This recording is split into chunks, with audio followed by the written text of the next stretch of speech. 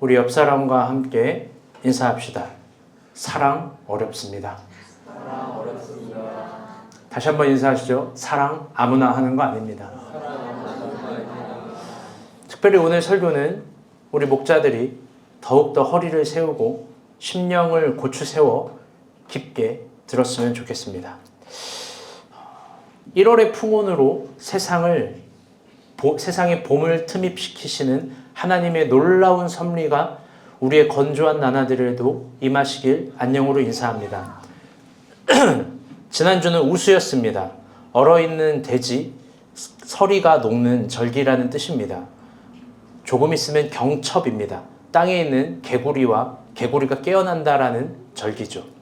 옛 선조들은 계절의 태동에 예민했습니다. 왜 그러냐? 거기에 인생의 삼라와 만상이 잠겨있다라고 생각했기 때문입니다. 그런데 신앙을 가지고 있는 우리 인생도 마찬가지라는 생각을 요즘 해봅니다.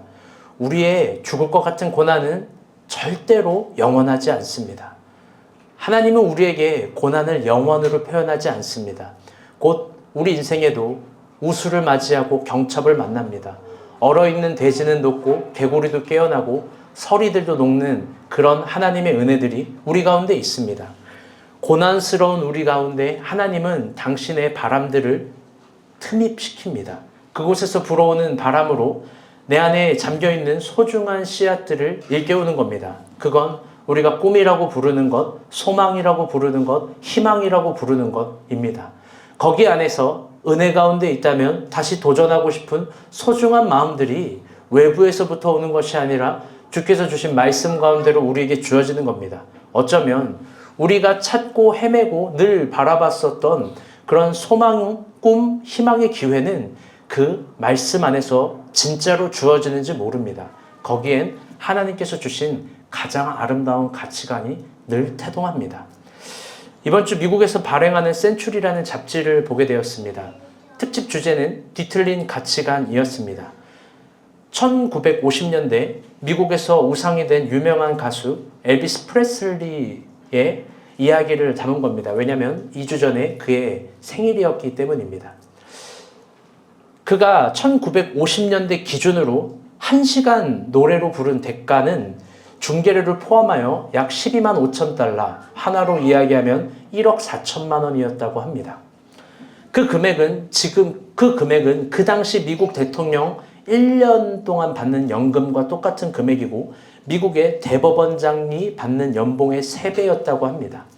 미국의 초등학교 교사의 연봉의 25배나 되는 액수며 대학생들 125명의 등록금에 해당하는 액수고 3,000명의 피난민을 구제할 수 있는 어마어마한 액수라고 합니다. 1시간 노래에.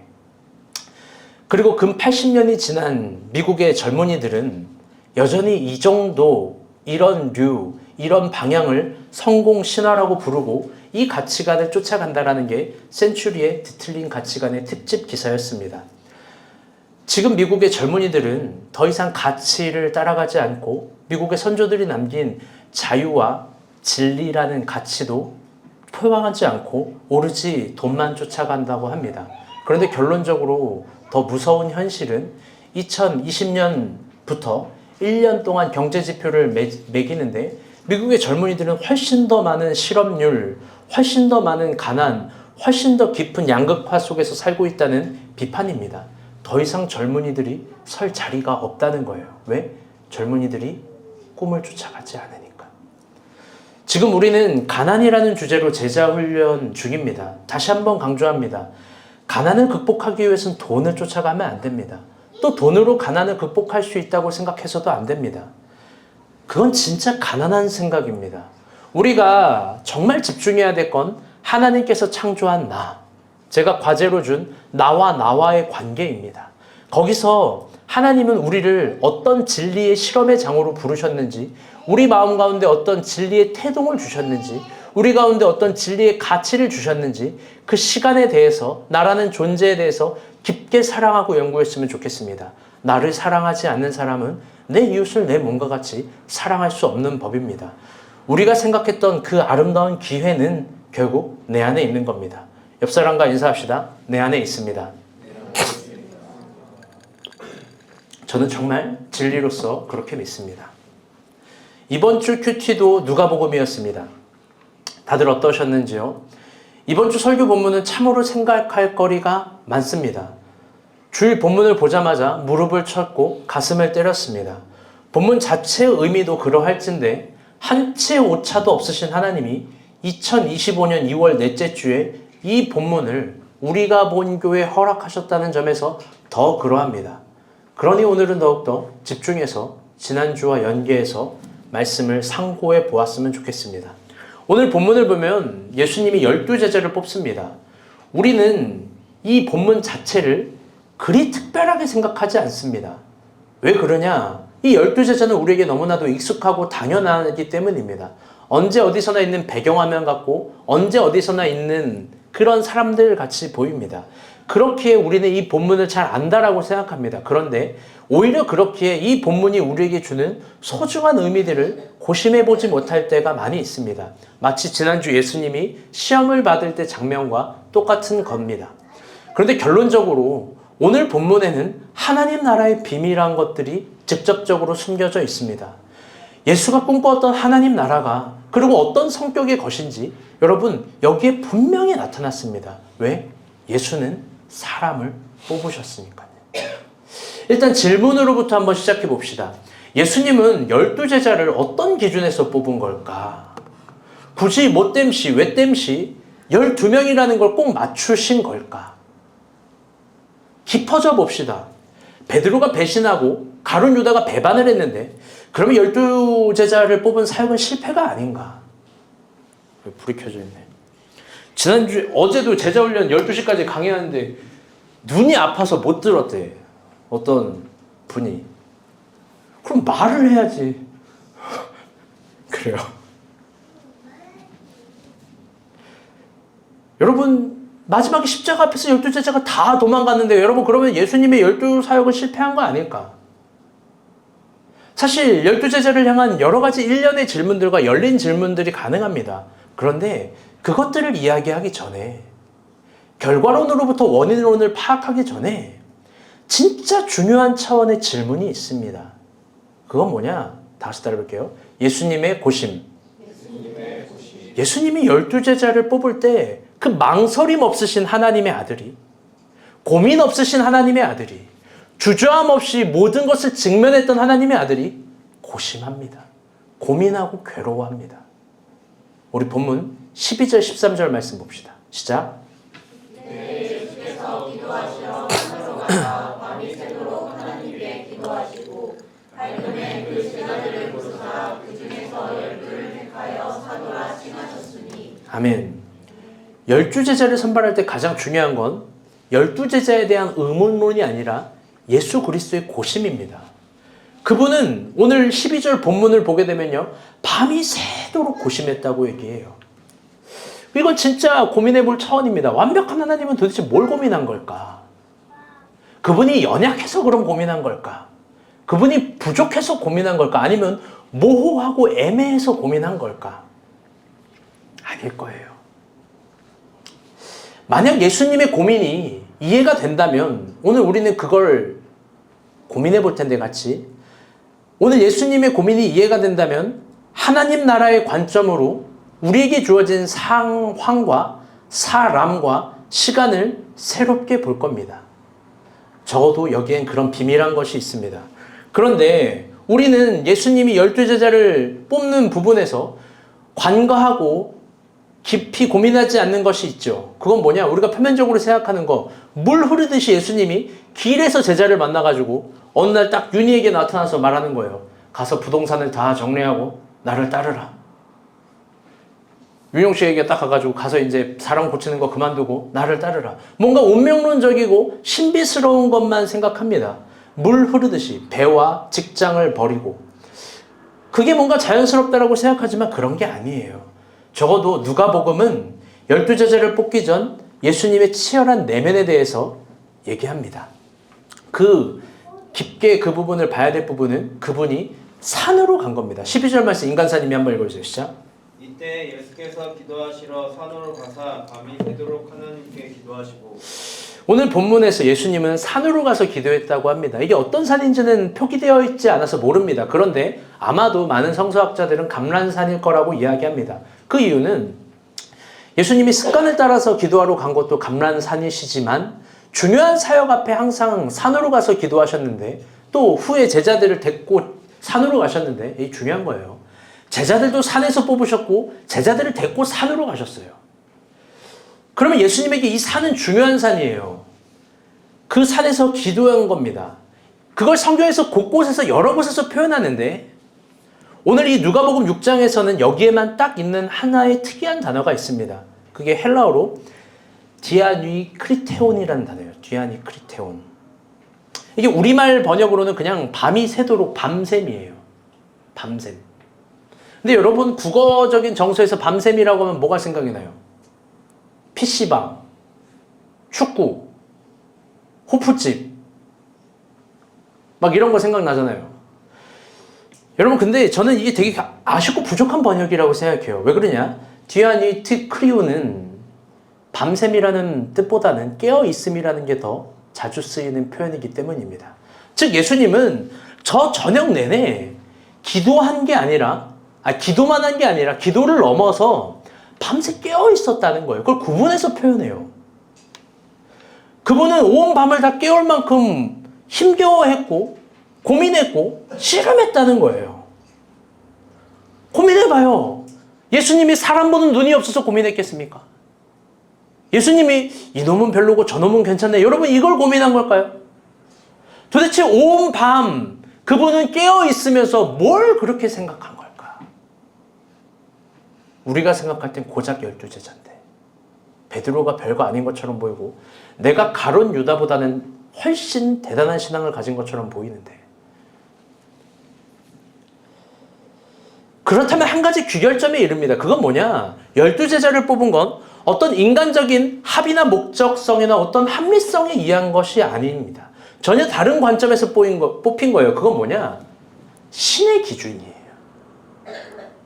하나님의 기준에서 예수님이 설득될 수 있는 기준으로 뽑은 거예요. 사업과는 완전히 반대되는 개념이죠. 사업으로 사람을 뽑을 땐 합리적이고 이해되고 필요에 따라서 사람을 뽑는 거예요. 맞습니까? 그런데 예수님은 그런 식으로 12명을 뽑지 않았다는 거예요. 여러분 우리가 본 교회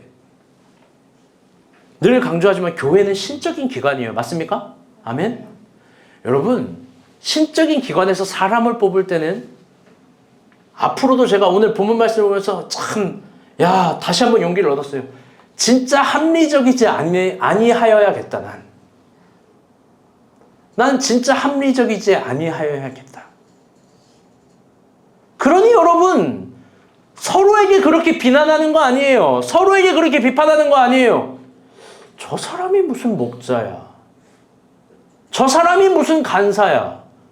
내가 훨씬 대단해 보이는데, 내가 훨씬 더 기도 많이 해 보이는데, 내가 훨씬 더 사회적 지위와 지적인 수준이 더 나아 보이는데, 목사님? 저런 사람이 무슨 목사야. 내가 훨씬 더 잘생겨 보이는데. 웃으라고.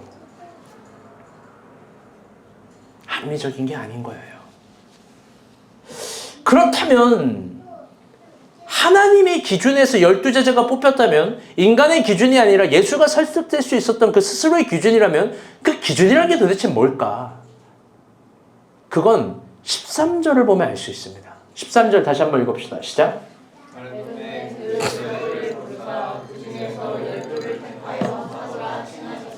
아멘. 중요한 차원이 하나 있어요. 밝음에. 이거 성경 강조한 거예요. 사실 밝음에를 많이 얘기하고 싶지만 말을 못하겠습니다. 그 제자들을 부르사 그 중에 12를 택하여. 여러분 본문을 보면요. 예수님이 12명만 뽑은 게 아니에요. 아니요. 다시. 예수님 주변에 12명만 있었던 게 아니에요. 이미 수많은 사람들이 있습니다. 조금 깊게 생각해 볼게요. 그 사람들도 아마 일반적인 무리들과 회중들과 군중들은 아닐 거예요. 왜 그러냐? 제자들을 부르사 제자들 중에 그 중에서 12를 뽑은 거예요. 그런데 그 단어가 이 국어 번역도 조금은 아쉽습니다. 그런데 이해도 돼요. 헬라어로 정확한 표기는 메테테스예요. 메테테스.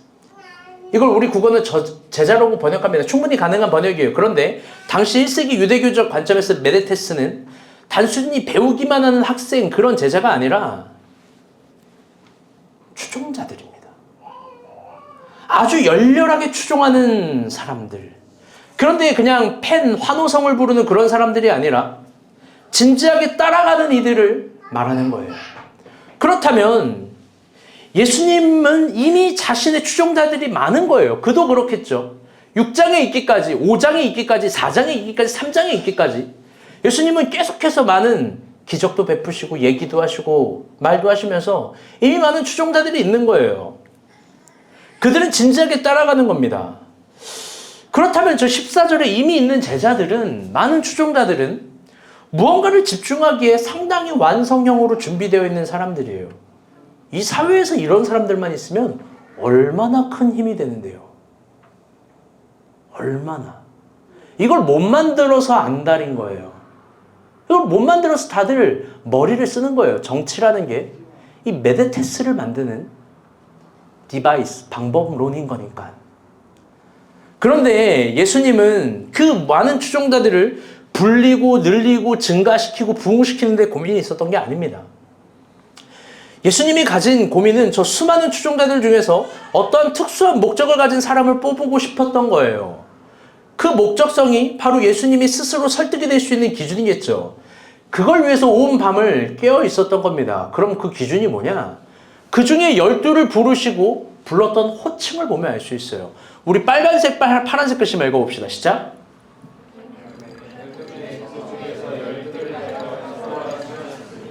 아멘. 뭐라고 호칭했어요? 사도. 제자라고 하지 않고 사도라고 이야기를 해요. 여러분, 사도란 뭘까? 이게 당시 1세기 유대교적인 관점에서 특별한 단어예요. 제자, 많아요. 라피아 메데테스의 관계는 상당히 맞고요.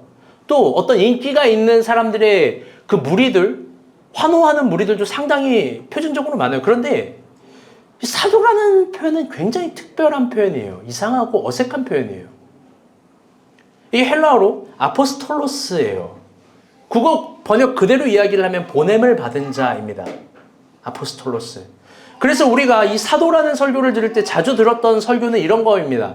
예수님이 70인 제자 파송을 기억하면서 둘씩 짝지어 보냈다. 그러면서 사도를 복음을 전하는 자의 역할로 보통 그런 보냄을 받은 자로 생각을 합니다.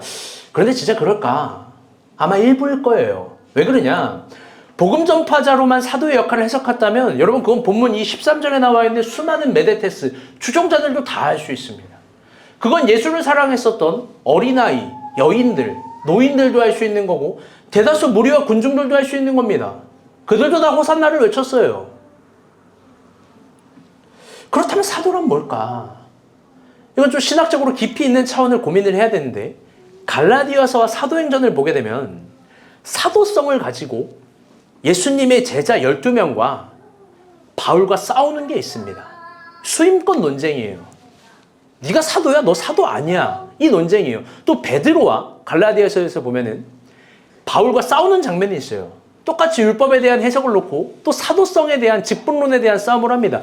그들을 보면 12제자는 자신이 스스로 이해했던 사도는 이런 거다를 얘기해요. 그게 뭐냐? 성경에 정확한 언어로 나와 있지만 표현하면 이런 거예요. 다시 따라볼게요. 관계론.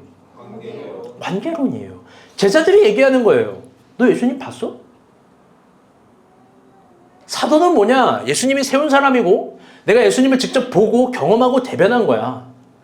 12제자는 바울에게 그걸 늘 꼬집게 아프게 얘기하는 거예요. 너 모르잖아. 너 못 봤잖아. 네가 뭔데 교회론을 써? 네가 뭔데 갈라디아서를 써? 네가 뭔데 고린도 전후서를 써?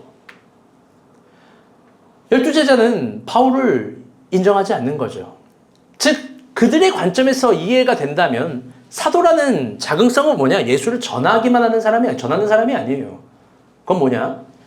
예수의 마음과 언어와 생각을 대변해주고 증언해주는 사람입니다. 그래서 저는 이 아포스톨로스가 증인 혹은 대변인, 이게 더 정확하다고 생각해요. 어떤 사람의 예수 그리스도의 말과 언어와 생각에 대해서 증언해주고 대변해주는 거죠. 구약에도 그런 사람들이 있습니다. 바로 선지자들이에요. 그들은 예언자의 역할을 하면서 동시에 대변인의 역할을 합니다. 그게 바로 기능상 히브리어로 샬라우라는 건데, 번역한즉 그 시대를 향한 하나님의 마음을 알고 그 사건을 향한 하나님의 마음을 알아서 대변하고 설득하고 대화하는 사람이에요. 샬라우들은 1차적으로 백성들에게도 가지만 부르심이 있다면 왕에게도 가고 정치인들에게도 가고 군대를 맡고 있는 장군에게도 갑니다. 그리고 그들에게 하나님이 원하는 것은 어떤 거인지, 지금 무엇을 선택하고 무엇을 포기해야 되는지 아주 구체적으로 이야기를 합니다. 그런데 인상적인 건 이거예요. 샬라우들이 갈 때 왕에게는 직설로 가고 백성들에게는 설득으로 갑니다. 그것이 구약에서 유정하게 흐르고 있는 선지자의 전통이에요. 이제 한번 깊게 생각해 봅시다. 예수는 그 시대에 예수의 활동에 유리한 추종자인 메데테스를 더 뽑지 않았어요. 그게 유리할 텐데. 그 이유는 추종자들은 거대 세력으로 일어나지만 그들의 철학과 결의와 결정에 따르지 않으면 언제든지 절단하고 잘라내고 찢어버리기 때문에 그래요. 그래서 그들의 언어는 늘 극단이에요. 오히려 예수님의 12제자에는 아포스톨로스는 예수를 대변하는 사람, 예수의 마음과 생각과 언어를 증거하는 사람, 예수는 그런 사람들이 필요했던 거예요. 무리들이 아니라. 그런 대변인의 언어는 언제나 설득이에요. 설득. 예수의 사역을 깊게 이해합시다. 그분은 모든 계층의 모든 사람을 만나요. 유대인도 만나고 이방인도 만나고 어린아이도 만나고 노인도 만나고 길거리의 반낭자도 만나고 귀신 들린 사람도 만나고 민중과 회중도 만나고 다 만납니다. 그런데 예수의 모든 언어는 설득의 언어예요. 제자들도 설득해요. 그러나 중요한 게 있어요. 아포스톨로스는 합리적 관점에서 설득한 것이 아니라 단호한 관점에서 정확한 입장에서 설득하는 거예요.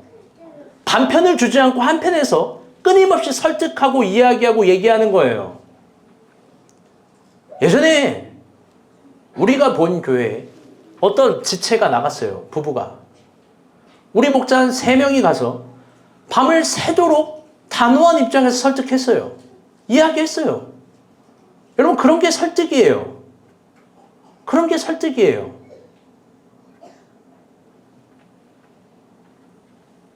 예수님은 딱 2 부류에게만 직설적으로 이야기해요. 성경을 보게 되면. 첫 번째, 사탄이에요. 가라. 물러가라. 떠나가라. 예수가 직설적으로 이야기하는 2번째 사람은 바리새인이 아니에요. 바리새인과 논쟁이에요. 마음 아프게도 베드로와 요한이에요. 왜? 그들은 예수를 가장 잘 아니까.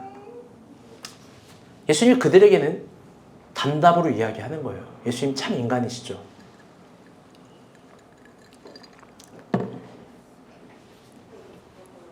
미소를 키우면서 여러 가지 생각을 해요.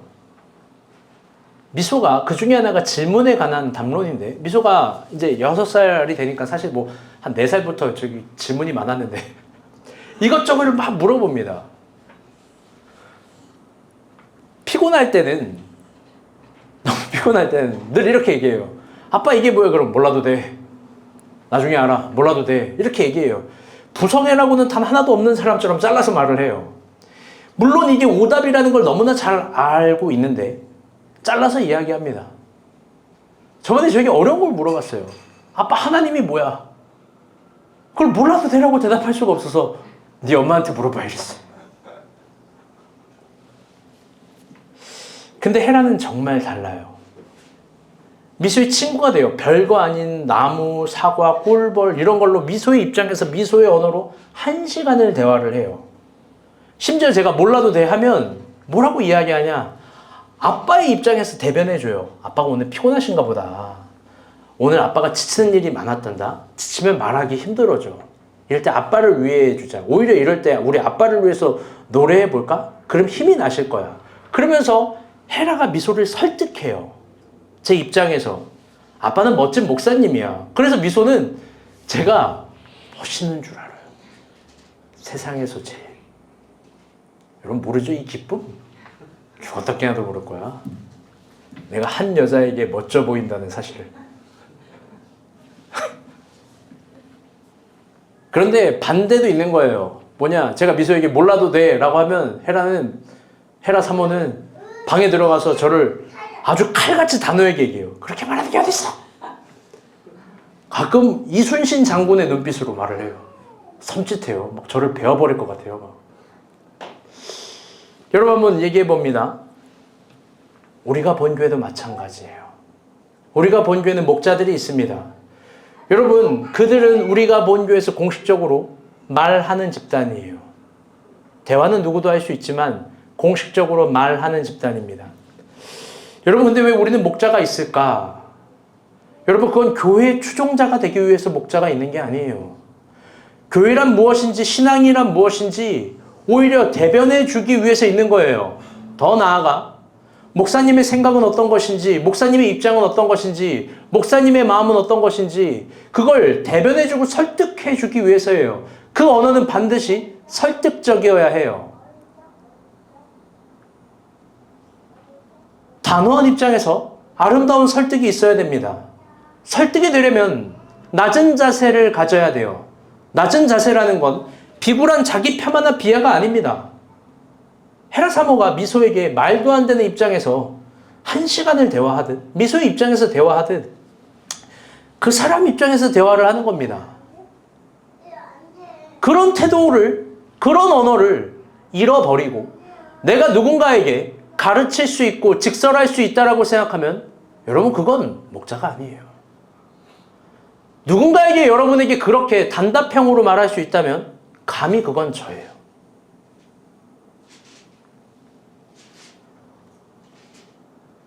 아름다운 설득의 언어를 목자들은 절대 잃어버리면 안 돼요.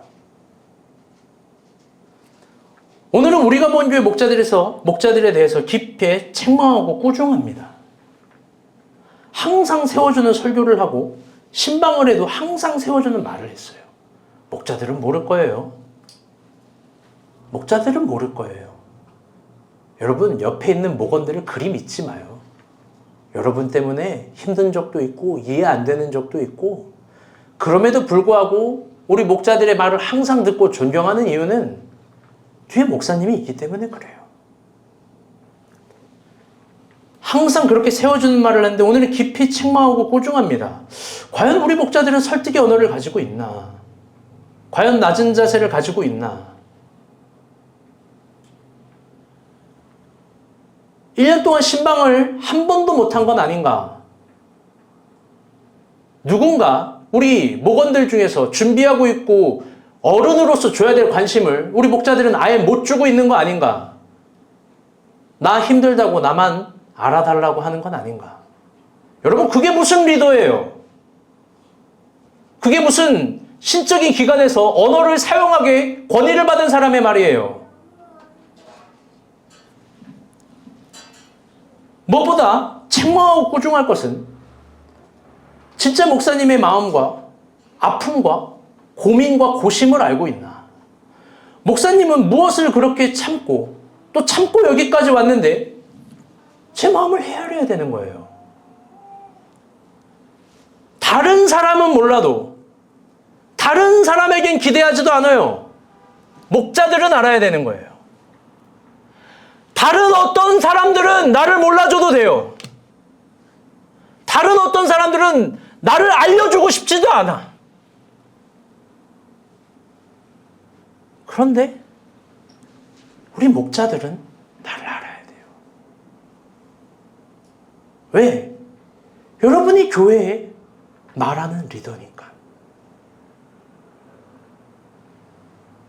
그렇게 언어를 다스려야 되고 행동을 다스려야 돼요. 그런 언어와 태도를 잃어버리면 목자를 할 수 없는 거예요.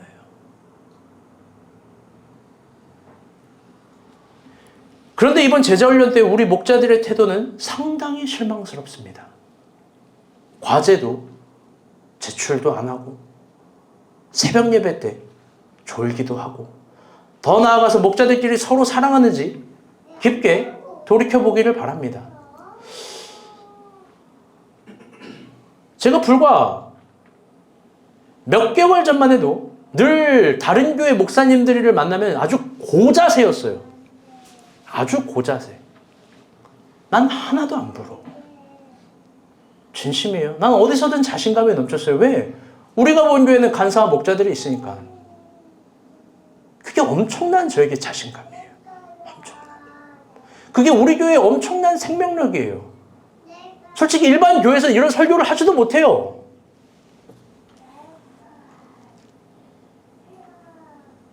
그런데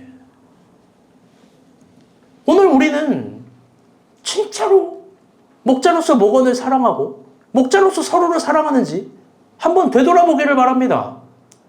교회 리더는 그만큼 어려운 자리예요.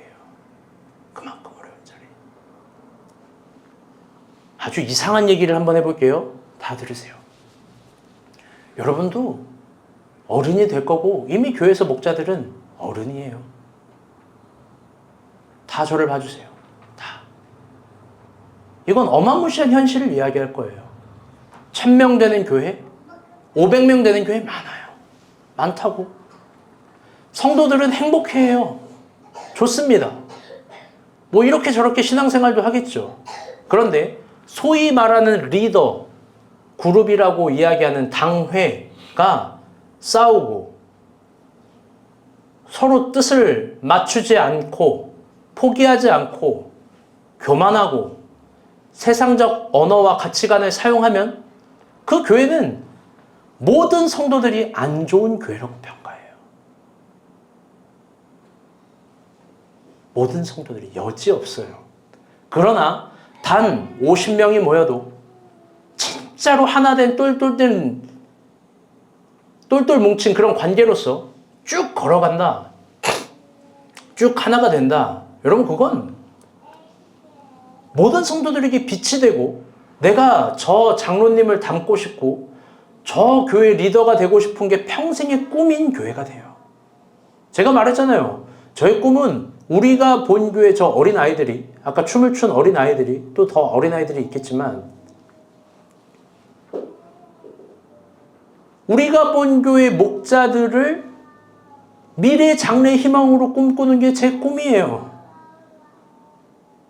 진심이에요. 가장 존경하고 가장 닮고 싶고 우리 가운데 그런 아름다운 전설을 이야기해주고 그리고 그 아름다운 힘을 스스로 낮추고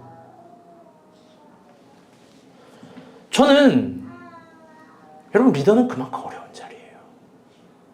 저는 오늘 본문을 열거하면서 12제자는 그럼 과연 어떨지 한번 고민해 보았습니다. 잘 들어보세요. 예수님에게 12제자는 그분의 평생의 고민이 담길 만큼 온 밤을 깨울 만큼 겟셋만의 십자가 지기 전에 이런 표현이 없는데 담길 만큼의 어떤 결과물입니다. 그분의 사역의 핵심이고 팀워크이고 전체입니다. 항상 같이 있으니까. 그런데 한번 물어봅시다. 여러분 그 12제자는 서로 사이가 좋았을까요? 그게 아마 큰 착각일 것 같아요. 이건 마치 국가대표로 선출된 선수들이 서로 사이가 좋았을 거라고 생각하는 서로 팀워크가 좋을 거라고 생각하는 착각입니다. 작년 겨울에 있었던 빙상계 올림픽 대표들 선수들의 만행만 생각해봐도 여러분 충분히 알지 않습니까? 그들은 경기에서 진 게 아니라 이미 팀워크에서 진 거예요. 12제자의 특징을 한번 보겠습니다. 14절에서 16절입니다. 시작.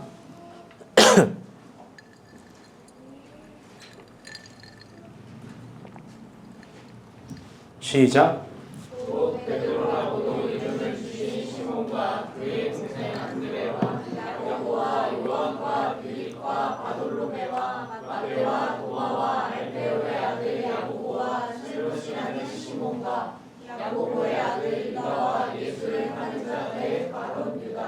아멘. 여러분, 첫 번째 12제자는요, 언제나 베드로예요. 본문을 보면 그를 시몬이라고 합니다. 베드로라는 이름은 그의 부모가 지어준 이름이고 예수는 그를 시몬이라고 불러요. 근데 그게 그리 따뜻하고 달가운 단어가 아니에요. 바위 같은 놈이라는 거예요. 근데 이게 여러 의미가 있어요. 이거 다 설명할 수가 없습니다. 그는 가버나움 출신의 어부입니다. 성경은 12제자의 전문을 4번이나 표기를 하는데 표를 보여주세요. 이거예요. 누가복음에 한 번, 마태복음에 한 번, 마가복음에 한 번, 사도행전에서 보는데 항상 1번은 누구예요? 시몬 베드로. 근데 2번과 3번과 4번과 뭐 11번까지는 늘 순서가 바뀌어요. 이 아름다운 의미에 대해서 설명해 주고 싶은데 시간이 없어서 설명 못 합니다. 근데 중요한 건 12번은 항상 똑같아요. 누구예요? 가룟 유다예요.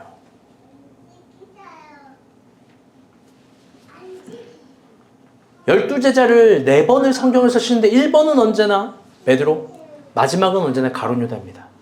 베드로는 언제나 어디서나 가장 큰 수제자였던 거예요. 그런데 그가 왜 수제자였을까? 그가 대단한 특징을 갖고 대단히 안정감을 갖고 있어서 수제자일까? 그게 아니에요. 하나님의 기준에서 얘기를 할게요. 예수님의 기준에서 그가 수제자인 이유는 예수님이 2가지인데 그를 제일 많이 찾았고 그가 예수님을 제일 많이 찾았어요. 이게 중요한 거예요. 사랑은 주고 받는 건데 주기도 하고 받기도 하는 건데 그가 예수님을 제일 사랑했고 예수님도 그를 제일 사랑했어요. 예수님이 제일 많이 부른 거예요. 그게 예수님 편에서 중요한 기준이라는 겁니다. 그렇다면 우리가 본 뒤에 누가 베드로일지 여러분 생각해 봤으면 좋겠습니다. 2번째는 안드레입니다. 그도 어부예요. 그런데 그는 베세다 출신이에요. 3번째는 야고보와 요한입니다. 야고보와 요한은 우리의 아들이라고 별명이 있을 정도로 괴팍하고 난폭합니다. 그런데 이들은 예수와 이종사촌 지간이에요. 근데 그들도 어부입니다. 이들은 갈릴리 출신 어부예요. 한번 생각해 볼게요. 첫 번째 그룹인 베드로, 안드레, 야고보, 요한 모두 어부예요. 그런데 서로 다른 지역의 어부죠. 이들은 잘 들어봐요. 이들은 같은 직종이긴 어부이기 때문에 친했을까? 과연 팀워크로 똘똘 뭉치고 하나가 됐을까? 그 다음은 빌립이 나옵니다. 베세다 출신입니다. 가장 똑똑해요. 그래서 늘 인간적인 관점에서 계산을 잘합니다. 오병이어 때도 그 한 번에 계산을 하는 사람, 그 어려운 수를 산수로 정리하죠. 대단한 인간적으로 보면 능력인데 예수님께 칭찬보다는 혼이 많이 납니다. 그 다음은 바돌로메입니다. 이게 상당히 재미있는 인물이에요. 이 인물에 대해서 다 설명할 수 없지만 아마도 왜냐하면 표기가 안 되어 있기 때문에 이 인물을 많은 성서학자들은 요한복음 2장에서 나오는 나다나엘로 생각을 합니다. 그렇다면 빌립과 가장 절친입니다. 그런데 만약 나다나엘이라면 예수님의 12제자 중 유일하게 간사한 것이 없다고 인정받고 칭찬받는 대단한 사람이에요. 빌립이 계산적인 사람이라면 나다나엘은 계산이 없는 사람이에요. 간사함이 없는. 이 둘은 근데 공교롭게도 이스라엘의 엘리트 출신입니다. 근데 한번 물어봅시다. 엘리트 출신인 이들은 예수님이 저 무식한 어부인 베드로를 수제자로 여기는데 과연 베드로를 인정할 수 있었을까? 그 다음은 마태입니다. 세리예요. 지금의 세무 공무원이 아니죠. 이 사람은 로마 앞잡이입니다. 그렇게 모든 이스라엘 사람들의 적이에요. 그 다음은 도마입니다. 그는 아람 출신이에요. 이방 출신입니다. 이방 출신이라서 비주류인데 의심도 많은 캐릭터예요. 심지어 예수님의 부활을 못 믿은 유일한 1인이에요. 자기 의심을 늘 대단한 걸 설파하듯 이야기하죠. 나는 예수님의 손의 못자국과 옆구리의 창자국을 손으로 만지기 전까지, 눈으로 보기 전까지는 절대 못 믿겠다. 여러분, 그런 사람이 얼마나 비호감인 줄 알아요? 그런 사람들 옆에 있으면 진짜 피곤합니다. 다 의심하니까. 제가 옛날에 어떤 신혼부부 상담을 하는데 이래요. 맨날 부인이 주는 요리를 의심한대요, 남편이. 이거 이상한 거 준 거 아닌가? 이거 이상한 거 준 거 아닌가? 여러분, 피곤해요. 비호감이에요. 여러분, 12제자는 생각하지 않았겠습니까? 이런 비호감인 사람이 어떻게 사도로 부르심 받은 걸까? 이런 의심 많은 놈이. 그 다음은 셀롯이라는 시몬입니다. 베드로와 이름이 똑같아요. 그런데 이 사람도 이방인이에요. 이 사람은 로마 정부에 정치적으로 과격하게 반대하는 정치적 극단주의자입니다. 유대인들 입장에서 셀롯 땅은 하이퍼 테러리스트예요. 실제로 테러를 감행하니까. 여러분, 이런 사람이랑 모든 사람은 불안해하고 불편하지 않겠습니까? 내가 누군가를 죽일 수 있고 죽인 흔적이 있는 범죄자인데. 그 다음은 야고보의 아들 유다입니다. 또 알페오의 아들 야고보가 있습니다. 설명 생략해요. 마지막에는 가룟 유다입니다. 그에 대한 생략도 있습니다. 그에 대한 설명도 생략합니다. 그런데 마지막 세 명들은 야고보, 유다는 예수님을 서로 다른 출신이지만 예수님 옆에서 늘 예수님을 위한다고 외치면서 예수님을 가장 괴롭고 힘들게 한 사람이에요. 이들은 머리가 좋아요. 이들이 보기에 다른 제자들은 다 얼빵해 보이지 않겠습니까? 이제 본문 말씀을 정리해 봅니다. 저를 봐주세요. 12제자는 어부, 전문직, 공무원, 정치적 보수주의자, 극단주의자, 이방인들, 회의론자들입니다. 유대인들만 모인 것도 아니고 같은 동네 사람들만 모인 것도 아니에요. 어느 하나 공통점이 없습니다. 여러분, 이들은 한 가지 의제 앞에서 의견을 달리하지 않았겠습니까? 서로를 못마땅하게 여기지 않았을까요? 한데 모아두면 이게 어떻게 한 팀이 될지 오합지졸같이 보이지 않았겠습니까? 그런데 한번 물어봅시다. 예수님은 그 사실을 몰랐을까요? 이들이 절대로 뭉칠 수 없다는 거 몰랐을까요? 실제로 그렇잖아요. 복음서 보면 제자들 늘 싸우잖아요. 늘 의견을 달리하잖아요. 예수님 말도 못 알아듣잖아요.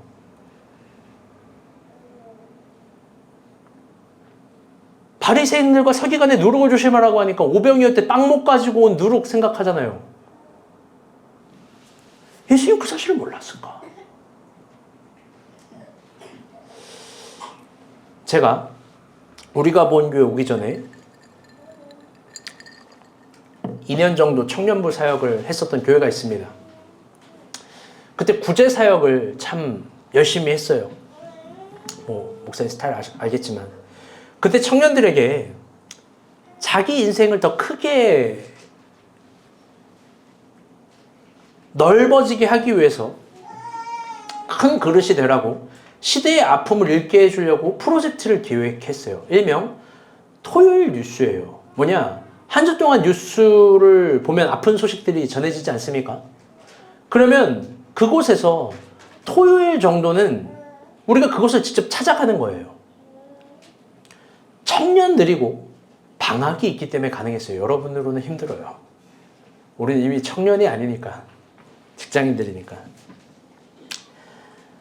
인천 남동공단에 대규모 불이 났을 때 그곳에 찾아가서 위로금을 전달합니다. 그리고 그 청년들과 주변을 한 7시간을 청소했어요. 영등포 청과시장에서 대규모 불이 났을 때 과일을 담임 목사님까지 속여가지고 400만 원 썼어요. 400만 원. 400만 원이면 그 3달치 수입이래요. 진짜인지 아닌지 모르겠지만. 그래서 또 주변과 교회 어려운 분들과 이걸 다 몰래 나눠줬어요.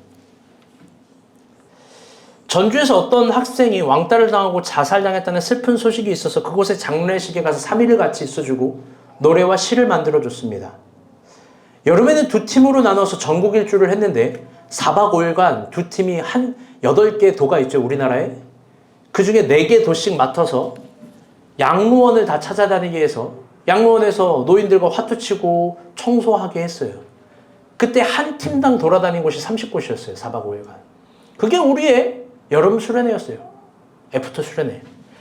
겨울에는 청년부에서 또 몇백만 원을 모아서 청년들에게 지하철에서 물건을 파는 사람의 모든 물건을 사게 했어요. 모든 물건. 특별히 지하철에서 먹을 걸 파시는 분들 믿음의 허세라고 알려줬어요. 야, 다 사와. 다 사와. 시금치 파는 분들, 더덕 파는 분들, 뭐 파는 분들 막 다 사오게 했어요. CD, 뭐 영어 팝송 CD 아세요? 추억의 팝송 CD? 그거 막 200장씩 사오고 그랬어요. 그래서 크리스마스 때 행사 때 그걸로 요리를 해먹고 또 나누고 그랬어요. 송구영신이 되면 겨울 잠바를 늘 100벌에서 200벌 사이를 사고 내복과 이런 거 주는 것들을 준비하고 뭐 미러클 박스라고 해서 한 박스당 몇만 원씩 막 엄청 크게 준비했어요. 제가 맡았던 청년부 금 100명인데 금 100명도 이게 박스가 엄청나거든요. 이런 표현 삼가해서 해야 되지만 요즘 큰 교회에서 뭘 한다고 뭐 박스 요만한 거 하고서 막 대단한 것처럼 하는데 잘 이해가 되진 않아요. 근데 우리 그런 걸 하고도 자랑하지 않았어요. 그리고 그걸 모아서 폐지 주는 할머니들 있잖아요. 신길동에 폐지 주는 곳이 4군데가 있거든요. 거기에 몰래 새벽송으로 갖다 주고 그 할머니들에게 돈도 왕창 썼어요. 밥을 사 먹을 수 있게 해주고 뭘 해주고 뭐 아무튼 그런 게 있었습니다. 거기서 이걸 유일하게 다 경험한 1인이 있더라고요. 김선아예요. 김선아 이걸 다 경험했어요. 야, 돌이켜보니까 그때도 돈을 참 많이 썼다. 선교로. 청년부 예산도 없었는데. 그때 많은 청년들이 사역을 하면서 이런 고백을 했어요. 너무 어려워요. 너무 힘들어요. 이렇게까지 해도 되나요? 그런데 막상 사역을 하면 인생이 넓어지고 커지고 행복해진다는 거예요. 그 중에 진짜 사랑하고 알려주고 싶은 사람들은 제주도 강정마을 데리고 가서 해녀들 만나게 하고 뭐 하게 하고 뭐 그랬어요. 나는 그렇게 살았어요. 앞으로도 그렇게 살 거고.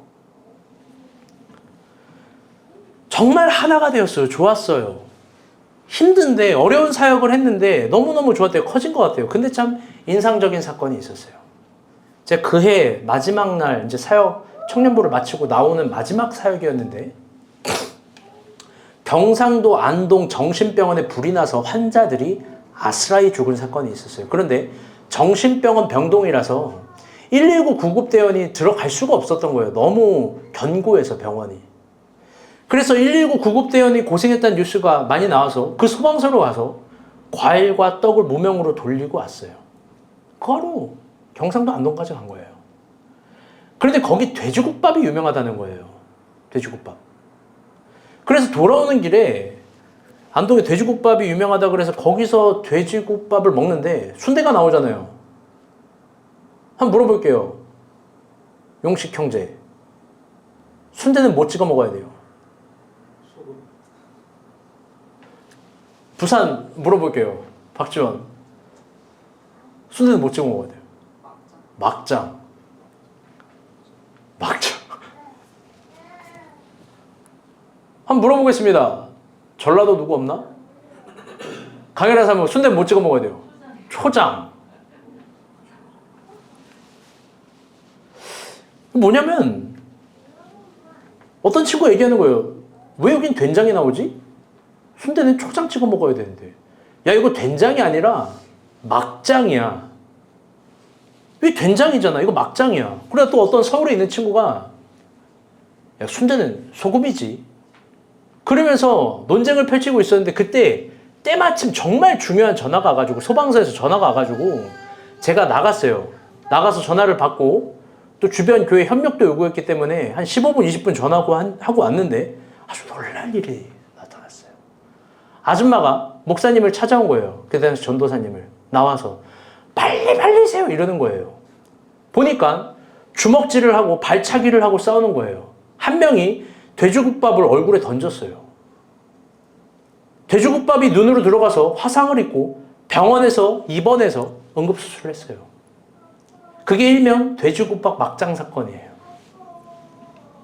저는 그게 교회 돌아가서 담임 목사님이 권고사직서 쓰라 그래서 권고사직서 썼고 반성문을 쓰라 그래서 반성문을 썼고 부모들에게 피해까지 보상해 주라 그래서 필요하면 제가 하겠다라고 얘기도 했어요. 저는 그날 여러 생각을 했어요. 여러분, 이게 인간 실존의 모습이에요. 엄청나게 힘든 사역을 하고 어려운 사역을 할 땐 하나가 돼요. 선교 가봐요. 하나가 아니면 살 수가 없어요. 그런데 단 하나의 기호가 맞지 않고 생각이 다를 땐 인간은 서로에게 발차기를 하고 주먹질을 하고 마음에 안 들면 돼지국밥을 던져버리는 거예요. 저는 정말 놀랐어요. 그깟 초장, 막장, 된장, 소금 이런 것 때문에 돼지국밥을 어떻게 눈에 던져요? 동생이었는데 이게 평소에 기어 오른다고 그때 열받아서 던진 거예요. 그래서 화상도 하고 실명을 하지 않았지만 실명도 될 수 있는 거 아니겠습니까? 아마 제자들도 그랬을 거예요. 예수님도 모르지 않았을 거예요. 거룩한 일을 할 땐 어느 순간에 하나가 됩니다. 그런데 삶의 방식에 대해서 서로 가치관이 맞지 않을 때는 치열하게 싸웠을 거예요. 그 중에 대표적인 논쟁이 이거 아닙니까? 누가 주의 나라 갈 때 주의 옆에 있겠습니까? 누가 주의 나라 갈 때 누가 당신의 오른쪽과 왼쪽에 있겠습니까? 막 부모까지 동원하잖아요. 그런데 예수님이 얘기하잖아요.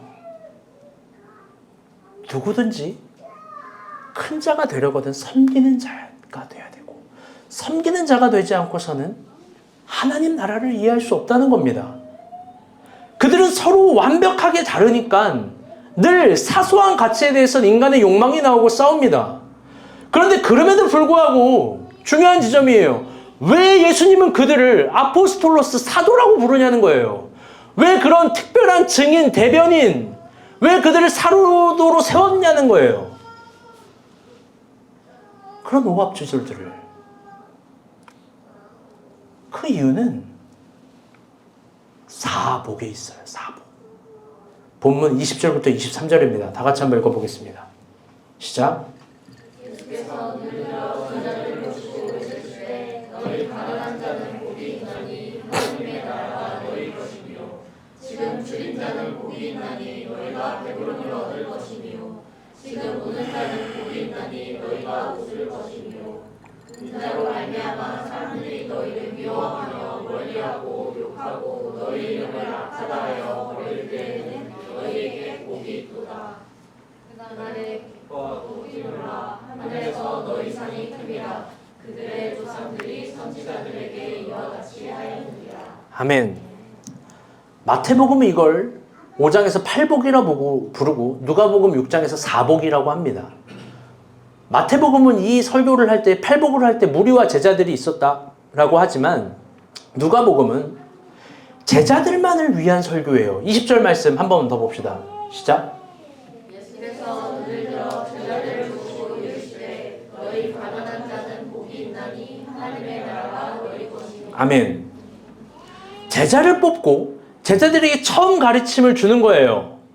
제자들만을 향해서 사복으로. 왜 그들에게 이 가르침을 주냐? 이게 그들을 뽑은 예수님의 기준의 이유예요.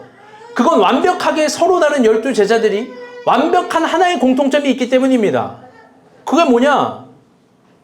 그들은 모두 사복에 있는 말씀처럼 마음이 가난한 사람들이에요. 모두 마음이 가난하되 울고 배고프지만 의에 줄이고 목마른 사람들이에요. 그런데 어쩌면 12제자와 같이 당시 이스라엘의 보편적인 사람들의 모형론, 어제 제자 훈련 때 강조한 모형론이 다 이랬을 거예요. 그 사람들도 다 마음이 가난하고 울고 배고프되 그러나 의에 줄이고 목말랐던 겁니다. 그런데 깊어져 봅시다. 어떤 한 명의 제자가 마음이 가난한데 어떻게 하나님 나라가 임할까요? 그건 다른 제자들이 서로 옆에 있어주면 되는 거예요. 그러면 하나님 나라가 임해요. 어떤 한 명의 제자가 배가 고픈데 어떻게 배부름을 얻어요? 여러분, 그건 다른 제자들이 자신의 먹을 걸 나누어주면 되는 거예요. 또 그럴 때 하나님 나라가 임하는 거예요. 또 어떤 제자가 울고 있는데 어떻게 웃게 될까요? 그건 울고 있는 제자를 향해 다른 제자들이 같이 위로해주고 사랑해주고 예수의 마음을 대변해주고, 여러분, 그러면서 웃는 겁니다. 그러면서 음식을 나누면 배가 부르는 거예요. 결국 웃고 하나님 나라를 꿈꾸게 하는 거예요. 즉 12명에게는 서로가 서로에게 설득할 수 있는 유일한 공동체인 거예요. 사랑하는 여러분, 누가 여러분을 설득합니까? 사랑하는 여러분, 누가 여러분을 사랑합니까? 가장 바보 같은 처사가 뭐냐면 한 공동체로 부름받았는데 세상에서 인정받기를 바라는 거예요. 가장 바보 같은 논리가 뭐냐면 우리가 본 교회를 주셨는데 한 공동체와 한 사랑의 공동체를 주셨는데 세상에서 사랑받기를 바라는 거예요.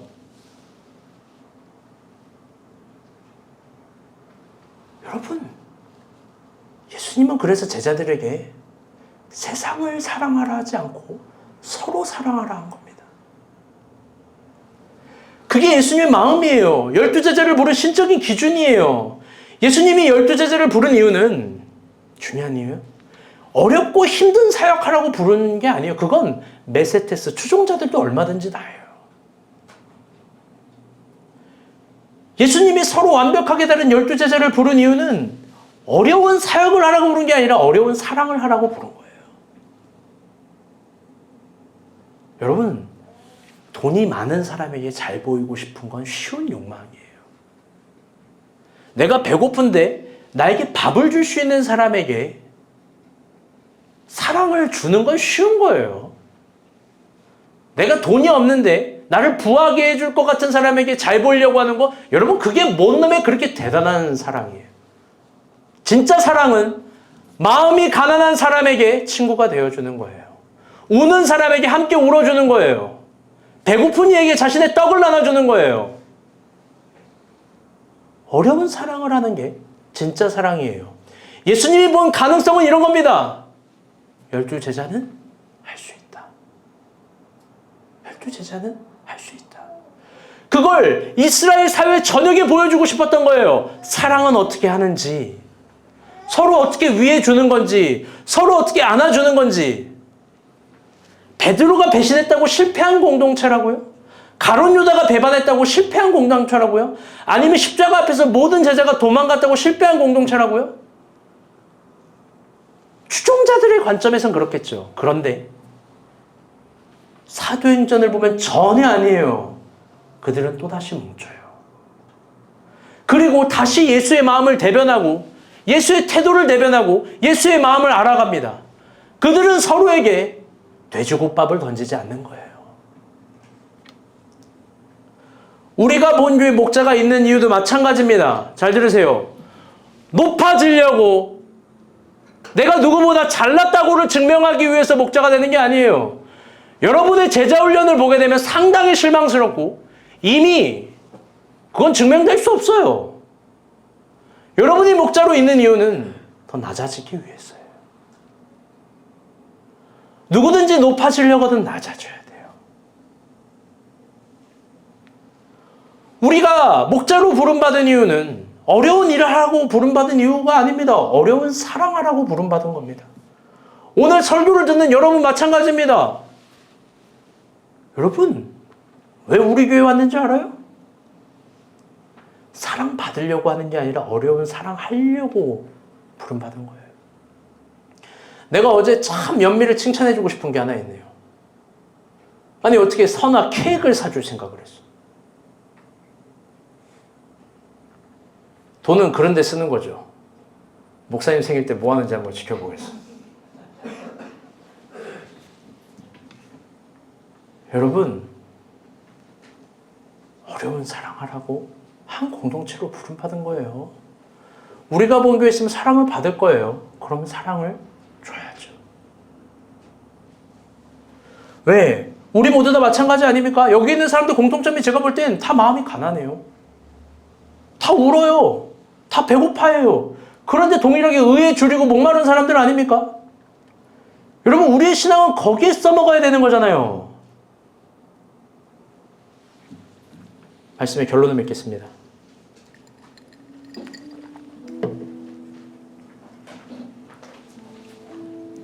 오늘은 사실 보편적인 설교는 아니죠. 이해해 주세요. 그런데 오늘 본문이 오늘 우리에게 그걸 이야기하고 있습니다. 성령께서 여러분에게 각자에게 하시는 말씀 귀 기울여 들을 거예요.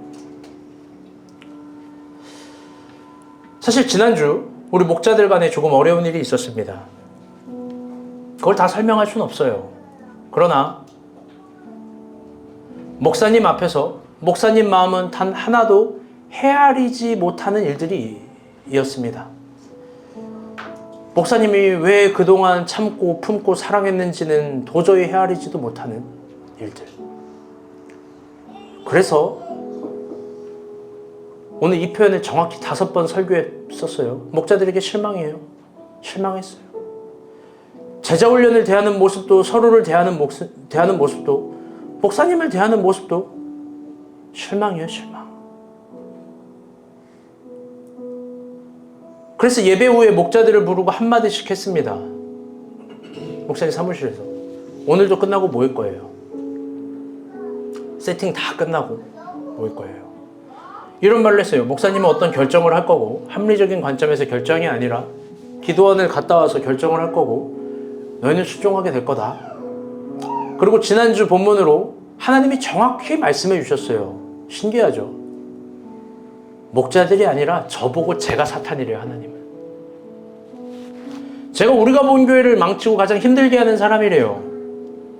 하나님이 말씀하는데 그거 어떻게 되들어요?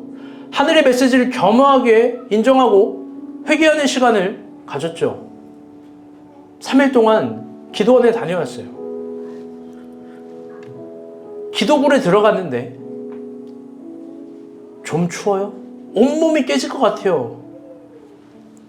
발과 손이 막 얼어붙습니다. 그때 또렷하고 차갑게 물어봤어요. 하나님, 잘못했습니다.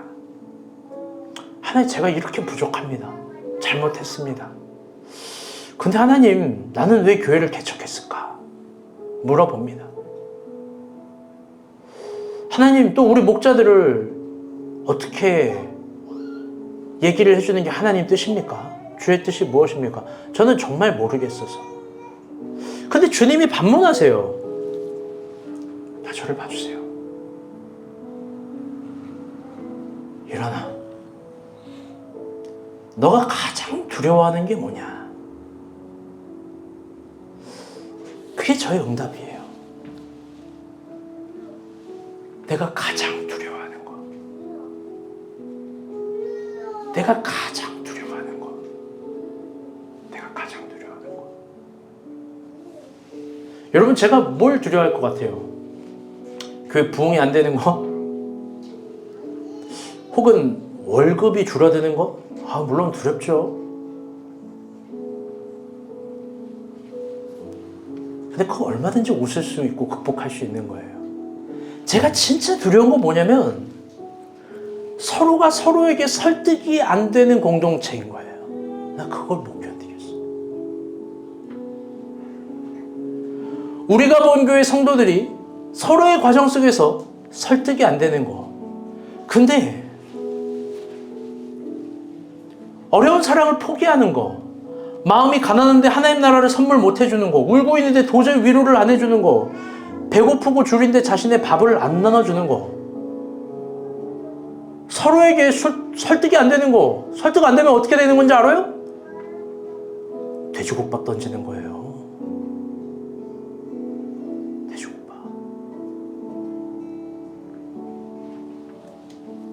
우리가 본 교회의 가장 큰 공동체 장점은 공동체성이에요. 그런데 과열되어 있어요. 과열.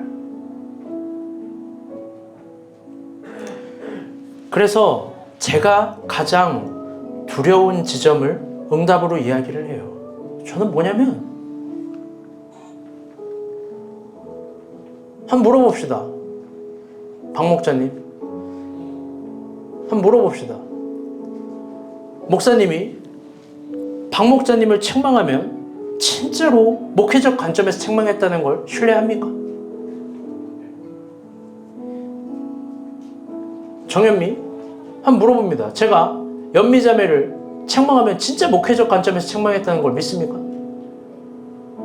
정영주, 제가 형주 형제를 책망하면 진짜 목회적 관점에서 책망했다는 걸 믿습니까? 네. 윤용씨, 믿습니까? 내가 두려운 지점이 그걸 안 믿을까봐 두려운 거예요. 그게 내가 제일 두렵더라고. 얘네는 내 과정을 설득할 수 있을까? 내 이야기에 설득이 될까?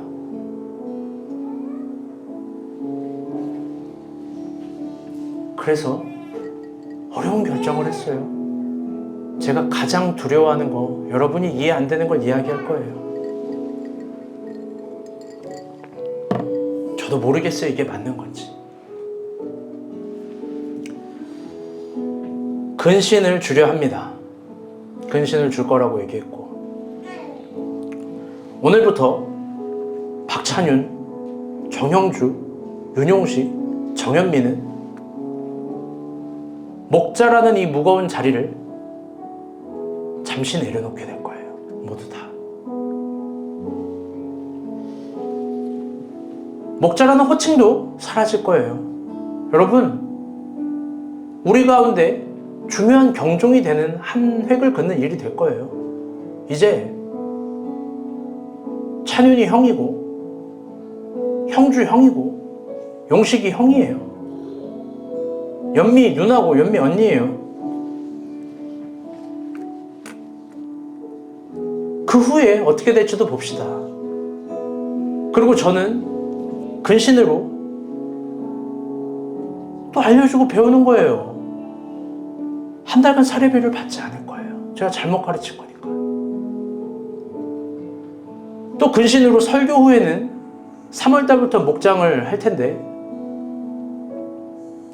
제가 설교 후에 쉬지 않고 옛날처럼 할 거예요.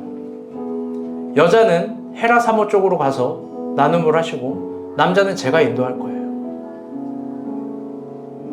3월부터 6월까지는 그렇게 할 겁니다. 그 이후에 어떻게 될지 한번 또 봅시다.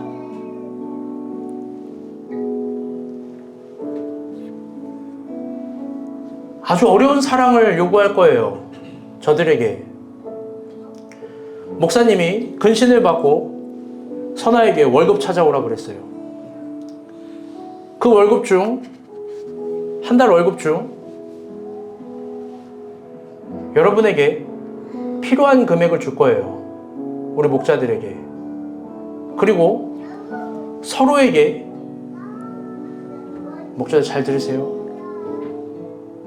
밥을 먹고 대화를 하고 사랑을 하고 서로 선물을 사주는 그런 시간이 되었으면 좋겠어요. 월급의 전부가 아니라 근데 일부예요. 너무 커서 그렇게 4명이 쓰기에는. 박 목사님 나와서 받아가세요.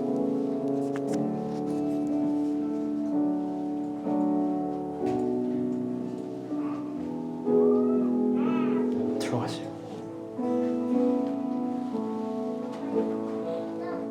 어려운 사랑 한번 불편하게 밥 먹어봐요. 그리고 또 서로가 불편해지면 더 힘들어지는 거예요.